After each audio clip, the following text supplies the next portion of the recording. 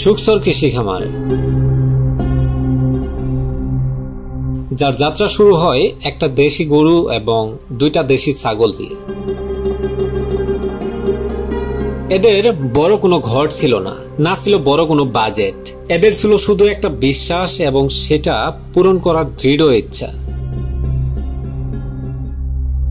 16 September 2021 সে দেশি গাভীটা থেকে জন্ম নেয় একটা ক্রস ফ্রিজিয়ান বকনা বাছুর।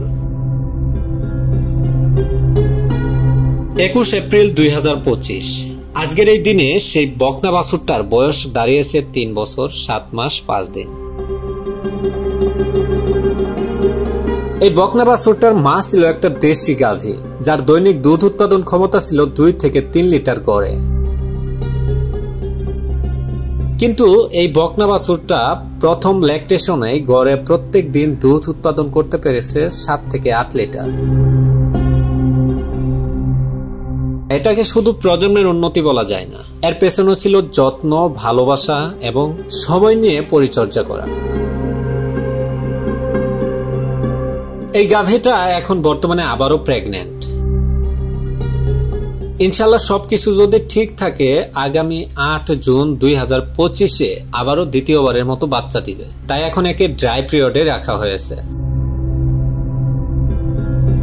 এখন বর্তমানে একে আহমরি তেমন কিছু খাওয়াই না, খাওয়াচ্ছে শুধু খড় পানিতে ভিজিয়ে এবং পর্যাপ্ত পরিমাণে কাঁচা ঘাস।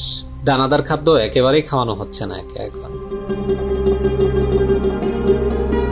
এর পরিচর্যার মধ্যে সবচেয়ে প্রথমে যেটা রাখতে হয় সেটা হলো গোসল করানো।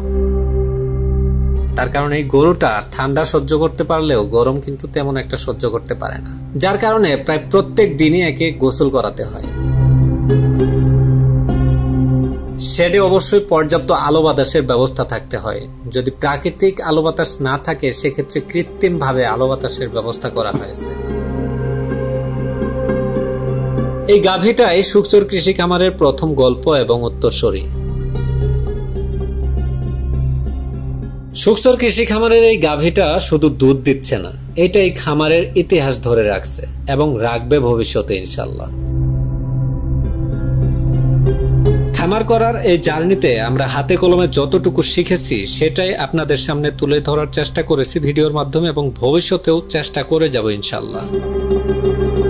আমাদের প্রত্যাশা একটাই, যারা খামার করে বা করতে চাচ্ছে তারা যেন বাস্তব অভিজ্ঞতা থেকে কিছু শিখতে পারে। আমরা যেহেতু গাভী পালনের ধারাবাহিকতার সাথে সামঞ্জস্য রেখে ভিডিওগুলো আপলোড করব, তাই পরবর্তী ভিডিওতে থাকছে ড্রাই পিরিয়ডে গরুর খাবার কেমন হওয়া উচিত, ভিটামিন মিনারেল কখন কতটুকু খাওয়াতে হবে এবং কেন ক্যালসিয়াম খাওয়ানো বন্ধ রাখতে হবে।